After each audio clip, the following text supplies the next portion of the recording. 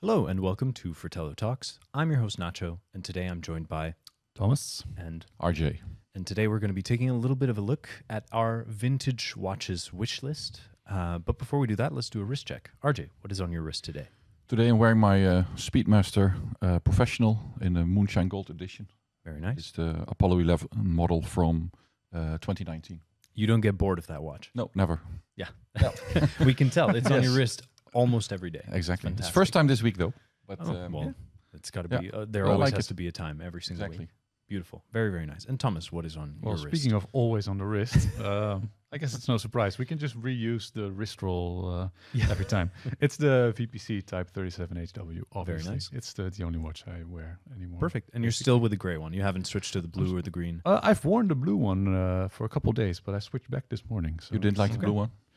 I didn't like it. No, it's Okay. terrible. It's a terrible watch. No, the gray is actually my favorite, and then the blue is a close Yeah, second. it's the gaudiest of the Gauda watches. Is that a word? I tried and failed. Gaudiest. Let's move swiftly on to our It to is our vintage. very Gada. What are you wearing? What are you Nacho? wearing? Oh yeah, no, true. Well, I'm wearing. Speaking of vintage, I'm wearing a 1961 Omega Seamaster on a Beats of Rice bracelet, the Omega Beats of Rice bracelet. A little bit worse for wear, but recently serviced because the seconds hand fell off. And, Okay. it's stuff that happens with what they vintage do. watches. It's the charm. It's part of the experience. It's Did it feel charming when it was? It didn't feel that charming, I have to say. No, but it was. It's now back and ticking again, and doing well. And I thought it was appropriate as today we're going to be taking a little bit of a look at our sort of it's a bit of an insight into our wish lists or perhaps the watches that we kind of keep coming back to. Of course, vintage ones, not neo vintage or modern, but specifically vintage watches. And I think RJ, this kind of was a little bit. Instigated or inspired or initiated by you because you've been kind of looking at I some bothered things. you all week, right? Yeah, you've been telling me, look at this thing. Yes. You keep spinning your screen and showing me. We come here trying to do work, but then RJ is just showing us I should listings. stay home. of, Yeah. No, it's all research. It's fine. It's no, research. but so I think that we should start with you, RJ, seeing as how you're the one who's kind of inspired this the topic for this week. Yeah, well, as you know, I collect Speedmasters, but I also have a soft spot for Constellations. Mhm. And I have several of those, and now I'm looking into getting a Constellation Grand Lux. So that was the gold Constellation on a gold bracelet, and it also had a solid gold dial. And those were the flagship of Omega, but also of the Constellation lineup back in the day. And those started in the Grand Lux in 1954. And those early models, I think they're really cool, and especially with that brick bracelet. Those are beautiful. I mean, it sounds very much like something right up your alley, right? I mean, gold with gold and gold. So It's a lot of gold. It's a lot of gold. Yeah, and I Maybe you have can get it filled, like get the movement removed and just get it filled with some more gold. Yeah, to Yeah, replace I could do the that. plates. to with replace the gold, rotor. Yeah. No, it's I have like I said, several Constellations, and most of them are in steel or gold steel. And I have a watchmaker. Well, you have the same one, and he's also a collector of gold watches, but he's also a collector of gold Constellation watches. So he has many of the old ones, and he also instigated it a little bit by showing me his Constellation Deluxe with the Right. gold case and the gold dial, which has this mirror effect. It's really cool. Mhm. So no, I really love those watches, and I think it's they're also not super affordable. They are expensive. I mean, it's Right, serious money, but if you compare to some other brands, I think there are still some gems out there waiting to be discovered. Yeah. Mhm. And they made many Constellations. There were hundreds of thousands of them in the 50s and 60s.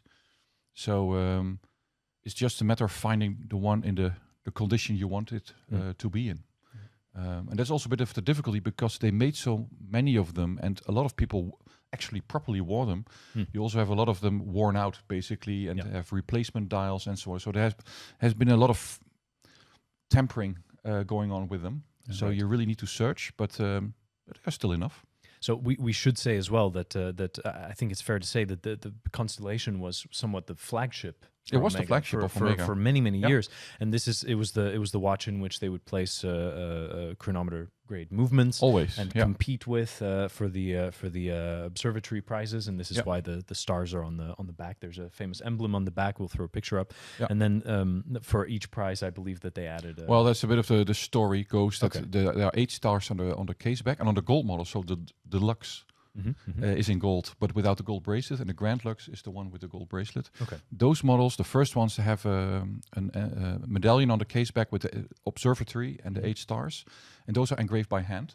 Okay. And later on, it's just stamped. Right. But those first ones are engraved. But those 8 stars refer to the many prizes they won in the observatory competitions in Neuchâtel and Geneva and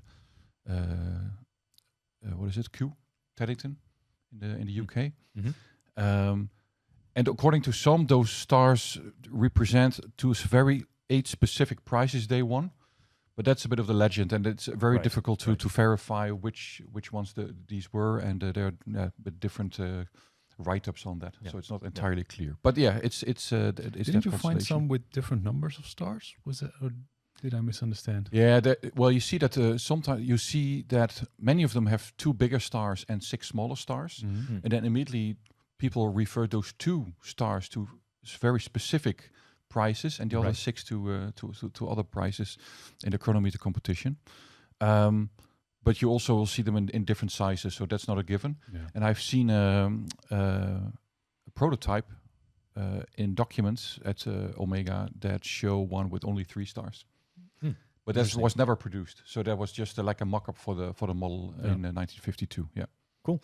Yeah, but it's a watch that's probably So you can dive in deep. Yeah, you can definitely dive in deep, and it's a watch that's relatively underappreciated, right? Yeah. I mean, compared to the Speedmaster, which is obviously kept on having this reputation as a very desirable watch. The Constellations are just as interesting, if not arguably more, because of the sheer breadth of models that are available. But you have your eyes set on this very particular one. Yeah, it's very specific. Which is, we should say that, the gold bracelet is quite something. It's like this brickwork looking bracelet with a bit of a lip on the edge, and it's very old school, but it's very Ornate as well. Exactly, So, that's it. It's sort of Art Deco-y, ornate, and it's very cool. Okay, It's kind of a fat case as well. I like that. Yeah, about but beefy those lux. gold. Yeah, that's and sort the of- one I'm looking at has hooded lux. Yeah. So it's already a little bit different. it's almost an integrated bracelet kind of look. Exactly. Yeah. And actually, the Constellation was the first Omega with an integrated bracelet, and it was way before Genta came with this integrated bracelet. So that's also interesting. Also interesting to know is that Genta designed some of the very early Constellations. So he was on the payroll at Omega before he started his own business, and he designed some of the Constellations, not the very early ones. Those were done by René Baanwaard, and he was the creative director at Omega in those years, in the 40s and 50s, and he left Omega at some point to start Quorum. Quorum, okay. Yeah, so Interesting. very interesting history there as well. But so Constellation is a bit of my soft spot. But I also love those Seamasters. They look often very similar, but some have chronometer certified movements. Yeah. But not all, and that's I think the difference with the Constellation. They always have chronometer movements. Yeah, absolutely. Yeah. Yeah, it's there's a lot of fun to be had with vintage Omega, vintage Longines as well. Vintage. Exactly, So I mean, if you go with these watches, it's the price to entry is still relatively interesting. Definitely. You can talk well under €1,000, Yep. and you can get a whole lot for your money. So that's very nice. Thomas, I know that you are wearing your VPC almost exclusively, if not exclusively. But is there anything in the vintage space that you're looking at these days? Yeah, there's Okay. there's one watch that I just can't get out of my mind, but it's just always been out of reach. But it's a bit of an obvious choice, but I would love a 5513 Submariner with a gilt dial.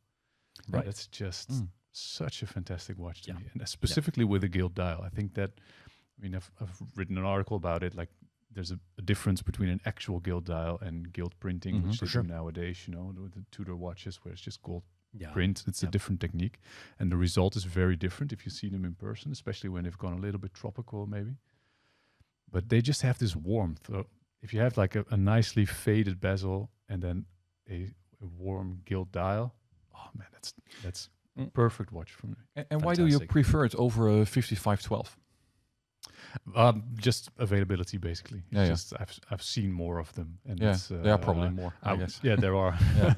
And no, I wouldn't kick a 5512 out of my watch box either, but sort of the 5513 will suffice in that sense. And it was in production for a long time, I think, well into the 80s. But not with gilt dials. That's That's true. They limited because you also window. see them indeed with the newer dials and the glossy dials at some point. Yeah. I know that you own quite a small, quite an old Submariner. Yep. But you say that you don't wear it too often because you feel that it's a little bit flimsy feeling, which can be the case with watches. I mean, this I wouldn't definitely not call this Seamaster a solid feeling watch, especially on this Beads of Rice bracelet. It's you hear it jangling around already on the wrist. For me, it's not so much about the bracelet. It's more about the dial. It is. It has this. It's cracked. Oh, right, like a. So I don't know when it stops, basically. Right. And but it's a beautiful watch. It's a 5508 from late 50s, 59, I believe. But beautiful watch. But it's also very small. It's like a 5512 and 5513. They have like a modern size of 40 millimeter. Yeah. And the 5508, and I also think the 36, something like that. They are smaller cases, right? So they definitely wear smaller. At 37, 38, right? 36, 37. Yeah, 37. Okay. Yeah, the 5513 actually wears quite large, I think, also because this huge so domed acrylic crystal. True. Yeah. And it is very vintage in feel. Like if you jump from that to like a 14060, that's a big leap in terms of how solid and how much sort of prepared for daily wear it feels. This is really vintage, folded oyster bracelet, and the sort of the friction bezel. Yeah. And it's a very vintage watch. But so is this a specific year that you're after? No, not necessarily. Okay. No, but just the gilt really does it for me. Yeah. That's beautiful. That's beautiful. I had to get a bit of a ballpark idea, where were the prices at, more or less? Because these are not on my radar at the moment, so it's. I don't know what they're currently doing actually, because I reckon they've come down a little bit since I was at Amsterdam Watch Company when I sort of handled them, and they were really. We had a full set at some point, which is quite rare for watches of that age. With dual watches of that age. Oh yeah, for sure. Paul, what was it again? It was some massive amount. Like it wasn't even something like, it wasn't even a stretch goal. It was just like, admire this from a distance. Yeah. And, okay. But I'm not sure what they do nowadays. But and that's your favorite vintage Rolex? Well, there's two close seconds. One is very close. It's 1016 Explorer, also gilt, which is they're very obviously brothers. And another I really like is the 1019 Milgauss with the silver vertically brushed dial and a slightly bigger case, like a 38, I think. Really nice. It's also been in production for a really long time. Didn't I think sell. that's a very cool one. No. It's amazing to think of today, but No, for vintage Rolex, for me, 1655. I really love that Explorer 2. Yeah. I think that's really cool. It's such an awkward dial, and I borrowed one of a friend at some point, and it was so weird to look at the dial. It's so confusing because the minute markers, they line up with the dial, but also with the bezel. Yeah. So it's sometimes confusing if you look at the dial. That would be top 5 as well. Yeah, definitely. For me as well, I think that you took the so I'll start with my first pick. You took the so I felt a little bit like I was cheating because I obviously put 16570 on there because that's just been a watch that I've had on my mind for years at this point. I've been on record, I've written articles, at any point from saying this is my grail to abandoning hope to now perhaps it being something that's a little bit more realistic as we see the Rolex pre-owned market go towards the more reasonable figures, at least within recent times. Softens a bit. But so I said the 16570 polar dial, but I also wrote an Explorer one, a 1610, which I was looking at recently as well. Obviously, the prices there are a little bit... 1016. Yeah. Sounds like a police code. Yeah. You got a 1016. It's a watch robbery. It's the code for a watch robbery. Exactly. Chopped off hands. Hopefully not. But that was one that was on my list. I think probably because I was watching Mad Men. I was rewatching Mad Men.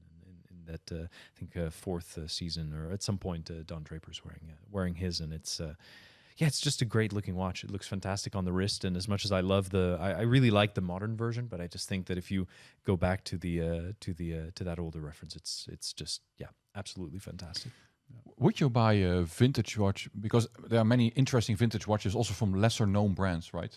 Yeah. And I had a few, but I also sold them again because I also had to always had to fear that the companies of these watches, they don't exist anymore. So you will have an issue with spare parts and service. If it's a very basic movement, it can be serviced, of course. Yeah.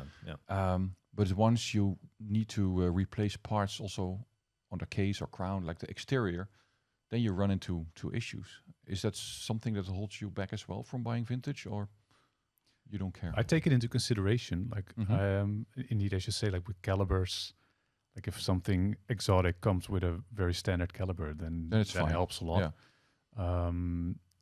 But also, like if it's something quite special, and you might be willing to get like a goldsmith or whatever to make a new set of hands for you if you need, then that's okay. But especially on the more affordable end, I'm quite anxious to do it because and it's like it's immediately bricked basically. If something breaks and it's not worth worth the investment. repair. Then, Yeah, exactly. Yeah. Yeah. So for something fancy, I wouldn't really mind because there's always ways. Yeah. There's always something that can be done. Yeah. I mean, after all, it's a very simple device. It might not be factory original, but it can be fixed. Exactly. But with cheaper watches, it's I agree. It's one of those things, right? I mean, even for me, to use the Seamaster as an example again, this watch, the crown is not original, but it's a signed Omega crown. Yeah, I was going to say, man, you're walking around with. It's a real faux pas, faux pas. No, but at the same time, it's like a fool out of yourself. I don't really mind. Next time that I get it serviced, maybe it's one of those things where you just shoot the watchmaker a note and go, hey, if you can source one of these crowns for me, that would be great. Yeah, of course. Or even try and get a hold of one myself. But it's one of those things where it's more about how the watch makes me feel and how I enjoy the look of it, the size of it, and the story that it tells. And you can shoot me a DM afterwards because I know someone who has crowns. the crowns. You know okay, perfect. You got the crown hookup. That's perfect.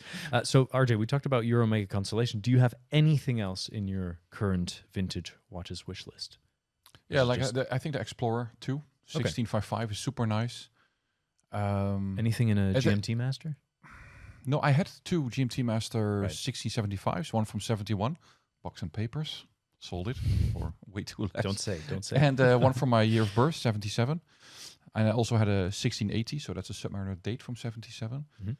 But like you say, it's also feels a bit flimsy, right? And I don't have I'm not oblivious, so I can also see that the Constellations of the 50s with the gold bracelet, that can also feel a little bit flimsy. But at least it's heavy. At least it's heavy. So no, I wouldn't mind a white gold day date, for example, the one that's like Mike bought in our team. Day date in white gold. I think that's also very cool. Vintage. Very nice. Pipe pen dial. Yeah. Cool. It sounds a bit boring, perhaps, that we talk only about Rolex and Omega. There are so many other brands. I got some other stuff up my one that I really like is Longines. I think it's a Conquest, right? And it has a medallion, and it's mainly because of the medallion. Because they have an enamel medallion on the case back, which is super cool. Say enameled medallion quick 10 times. It's not easy. Yeah, but that's a really nice one. It has like a blue and green enamel and gold. It's a really beautiful thing. If you find like a well preserved example, it can be super nice. And those dials are also just that's nice. beautiful. I mean, they're very rich. Back in the glory days of Longines, they were really sort of eye to eye with Omega to some degree. So it's really really good stuff from them as well. For me, another one that's kind of always in the back of my mind, because I should say I'm not really in the market for a watch right now, vintage or modern. I'm kind of in a really good sort of really like zen phase. I'm waiting for my VPC to arrive, of course. But, VPC. But other than that, there's nothing that I'm proactively looking for. But there are specific watches that every time that they kind of come across the radar, you sort of, you hit the little heart icon, and then it goes on your favorites list, and it sits there for a little while. And one of those is a Breitling Navitimer 806. Oh yeah. Course, and not surprised. Which one would be such a hardcore Breitling collector? I'm sorry, I have to. Yeah, I gotta get a vintage one, right? That's then I've really cut my teeth. So it's no, but yeah, those 806s are great with the Mendelbaum twin jet logos, and it's just a great looking watch. And which one are you after? Which 806? Because they made quite a few I variations. mean, there's not really a specific one for me, as long as it's the twin jet logos, white registers, black dial, maybe a little bit of patina. It's I think that's something from the '60s, late '60s. I think could be perfect. Those are beautiful, but you should do it now before you need glasses. Yeah, true. Otherwise, they're so busy those dials. I mean, I'm never going to use the slide rule. That's guaranteed. Maybe if someday the pilot has a heart attack and they got to take over and land the plane, have to run to the cockpit. Like let me help you out. But I got the watch for this. No, that's not likely to happen. So, but that's one of those where every time I come across one, I sort of pause and go, yeah, that's nice. So that's always on the list. You guys have any other ones? Speaking of vintage pilot's watches, I once passed on the opportunity to get a really good deal on a Doan type 20, type 20. And it's been one of those regrets. Like, oh man, I could have had it for such a low amount. And that's not the core issue, but it's such a cool watch, the original, like on a nice strap. For sure. It's just beautiful. It's really, really cool. I missed that one, and those are the opportunities that you only get once, basically. Absolutely, yeah, perfect. And then I would say for my last one, it's another thing that I always catches my eye when I'm scrolling through the pre-owned watch sites is vintage skin divers. Oh. I think for me, there's always a part of me that looks at these vintage skin divers, the ones that are priced just around 500 to just over 1,000. And I think that if the right one comes along with the right name on the dial, with the right amount of patina, I think that it could be something quite nice. There's a ton from Aquastar out there.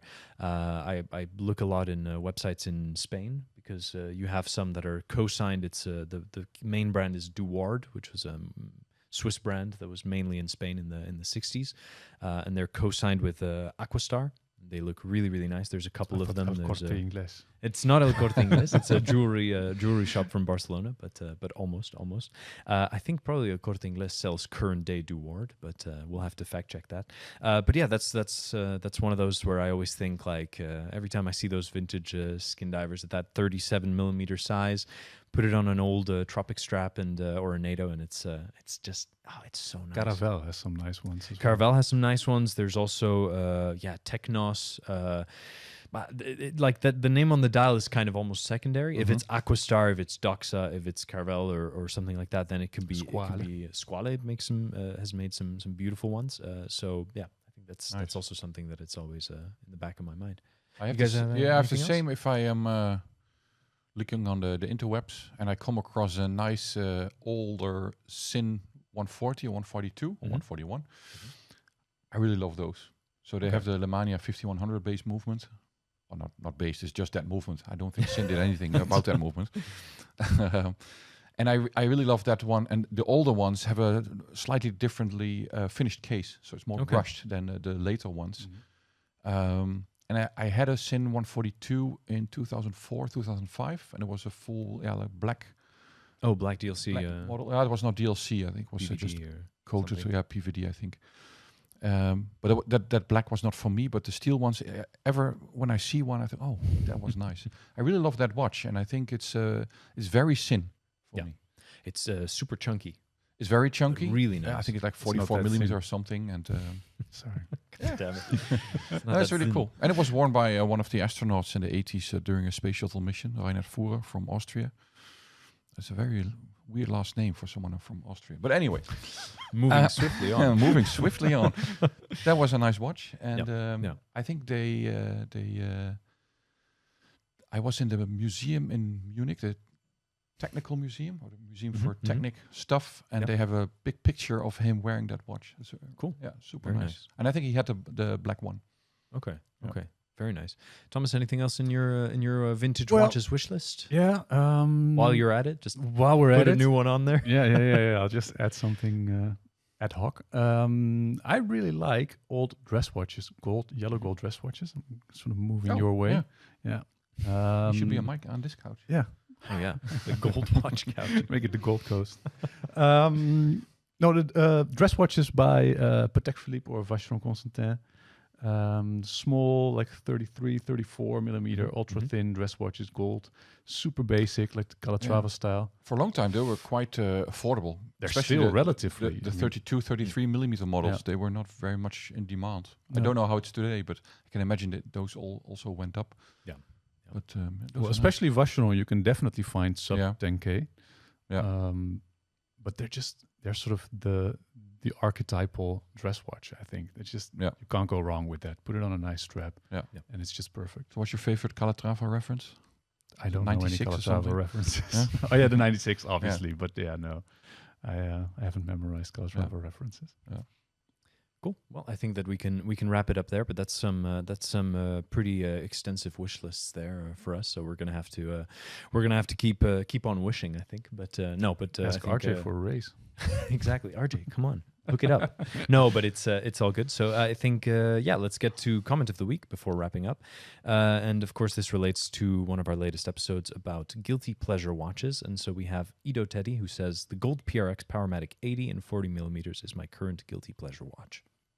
I thought you would have gone with the Genghis Khan. No, that was that's we'll reference that in a future potentially, but that was for a different. I don't think there's anything to feel guilty about with a Gold PRX. I think it's quite a cool looking watch. It gets you some real funky sort of 80s vibes, and I think you quite liked maybe the 35 millimeter version that we had in. I did. Yep. Yeah, that was a fun one to play with. But no need to feel guilty about that one, I would say. Nope. Perfect. Well, thanks so much, guys, for joining me for today's discussion. And as always, make sure to like, subscribe, and tune in next week for another episode of Fratello Talks. See you then.